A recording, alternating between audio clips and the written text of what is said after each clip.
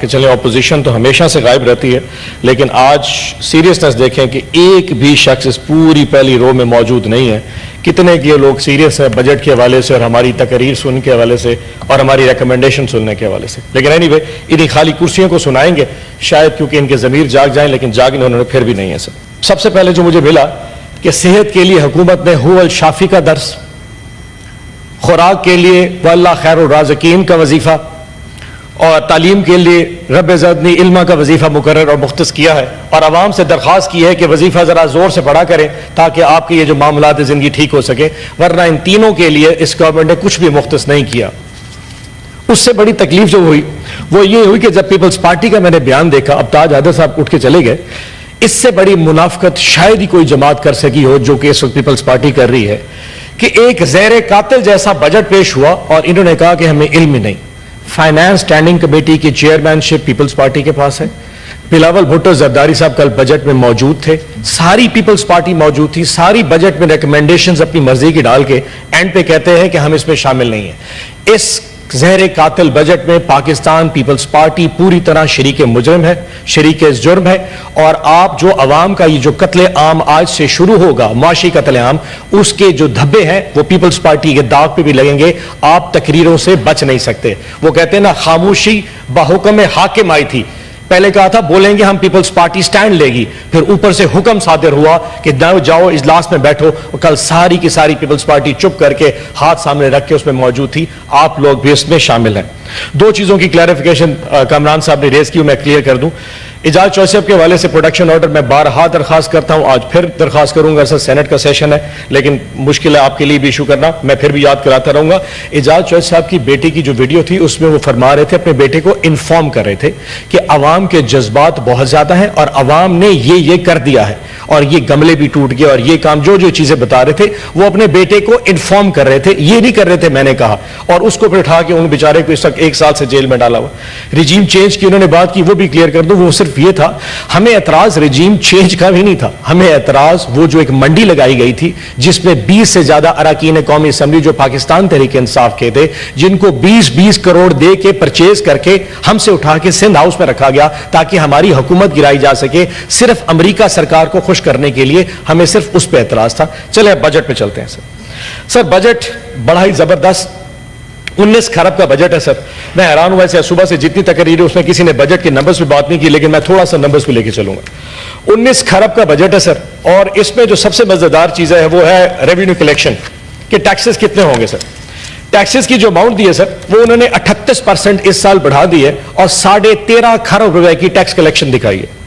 اس 13.5 کھرب میں tax collection میں جو ڈائریکٹ ٹیکسیشن ہے سر، جو کہ تنخواہوں میں سے کسی کا کاٹا جائے گا یا انکم ایٹ سورس ڈیڈکشن کی جائے گی، وہ 5.5 کھرب روپے کی ہے۔ مزے کی بات یہ ہے اس کا سب سے زیادہ بوجھ انہوں نے تنخواہ دار طبقے کے اوپر اور مڈل کلاس پہ ڈال دیا۔ ہوا کیا، ہمیں نے کہا جی کہ 20% تنخواہیں بڑھا دی، کل سے سارے سرکاری ملازمین بڑے خوشی بڑے خوش، پاکستان مسلم لیگ نون نے 20% تنخواہیں بڑھا دی۔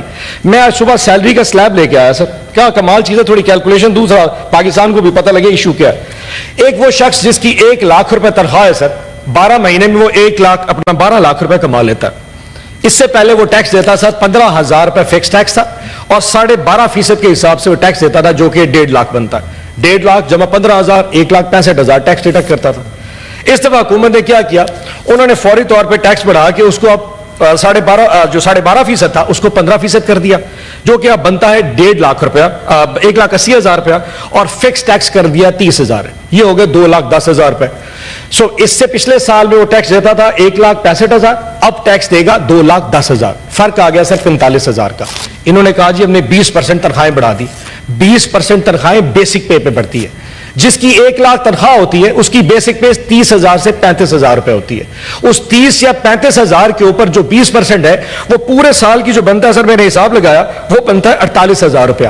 سو آپ نے 48,000 کی تنخواہیں بڑھا دی لیکن 45,000 کا ٹیکس لگا دیا، اس کی جیب میں کتنے بچے؟ 3,000 روپے، ٹوٹل 3,000 پورے سال میں بچیں گے۔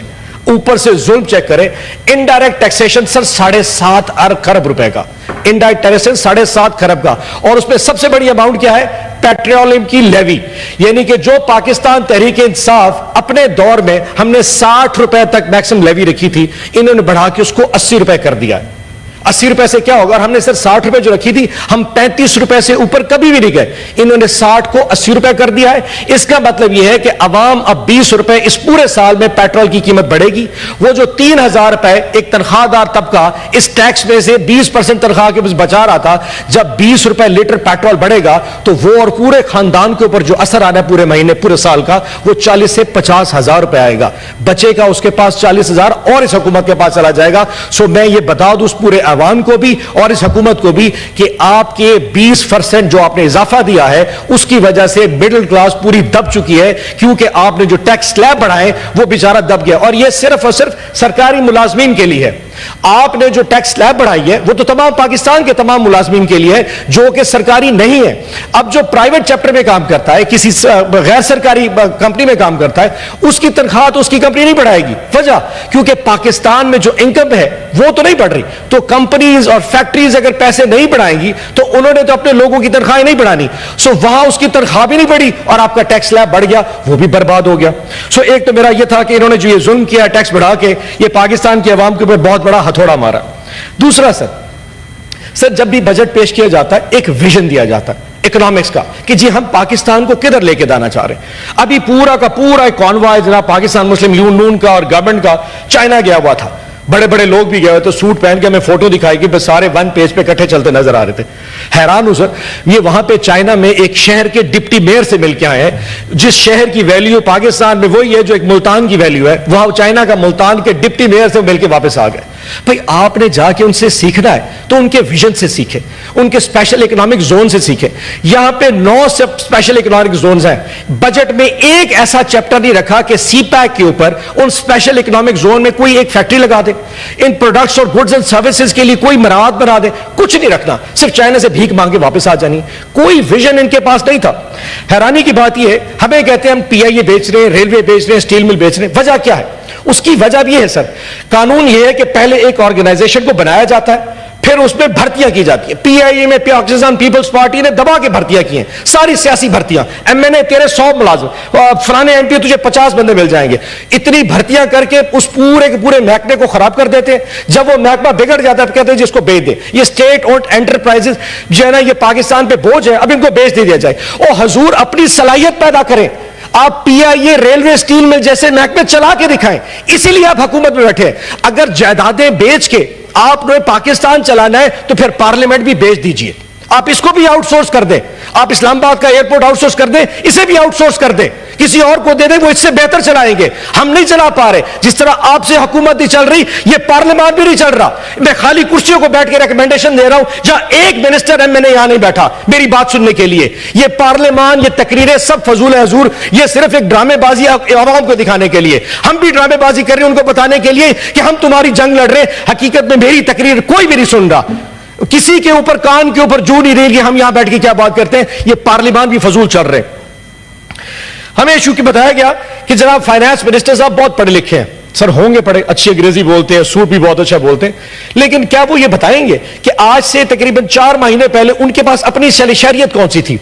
हमारे तो पासपोर्ट कैंसिल कर देते हैं ना जी, कि जी पासपोर्ट कैंसिल है, आप सारे के सारे, क्योंकि जो लोग जाके asylum Sikar England, America, Australia जा रहे हैं उनके पासपोर्ट कैंसिल कर दो।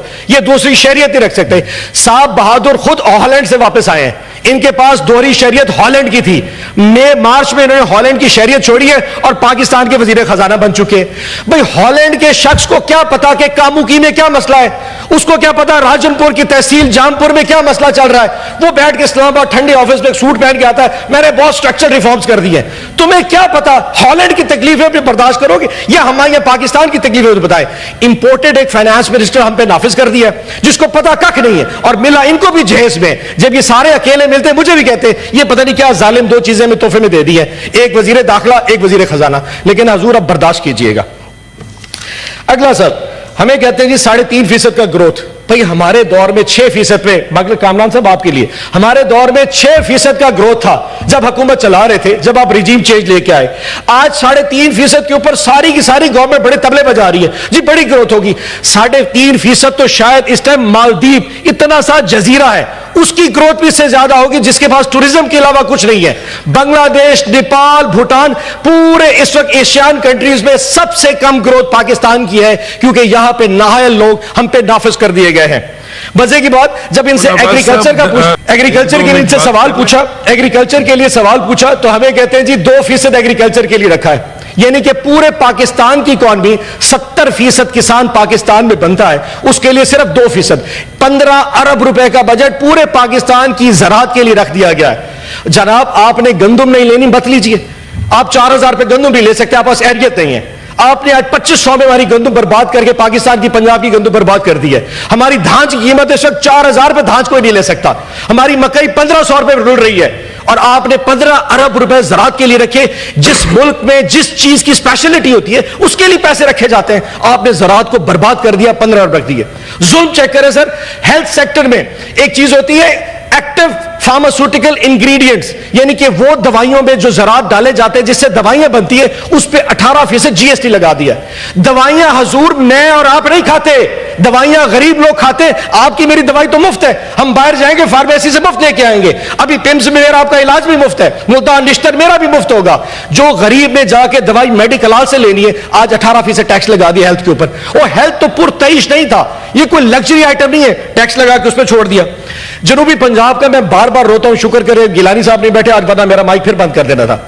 جنوبی پنجاب کے میں پٹ ڈالتا ہوں، ابھی تو آیا نہیں ہے بجٹ، کل پنجاب کا آ جائے گا. میں نے ابھی فگر دیکھی ہے جی حضور، 12 ضلع ہیں ہمارے جنوبی پنجاب کے اور تقریباً 4 کروڑ لوگ ان 12 اضلاع میں رہتے ہیں. پورے لاہور میں 1 کروڑ 20 لاکھ لوگ ہیں. لاہور کا اینول ڈیولپمنٹ پروگرام جو پنجاب گورنمنٹ دینے جا رہی ہے، انہوں نے 31 ارب روپیہ ایک لاہور شہر کے لیے رکھا اور 61 ارب روپیہ پورے لاہور کا رکھا اور پورے جنوبی پنجاب کے 12 اضلاع کے 4 کروڑ لوگوں کے لیے صرف 33 ارب کا اینول ڈیولپمنٹ پلان. میں بار بار جنوبی پنجاب کے صوبے کی بات اس لیے کرتا ہوں، آپ تو خود بلوچستان سے ہیں. یہ ظلم ہوتا ہے ایسی جگہ پہ جہاں NFC ایوارڈ دیے جاتے ہیں. اس ملک میں سب سے بڑا ظلم NFC ایوارڈ تھا کہ جی صوبوں کو پیسے اٹھا کے دے دی کیونکہ صوبوں میں ان کی حکومت ہے، ان کی ٹیریٹریز ہے، صوبے انہوں نے بننے نہیں دینے.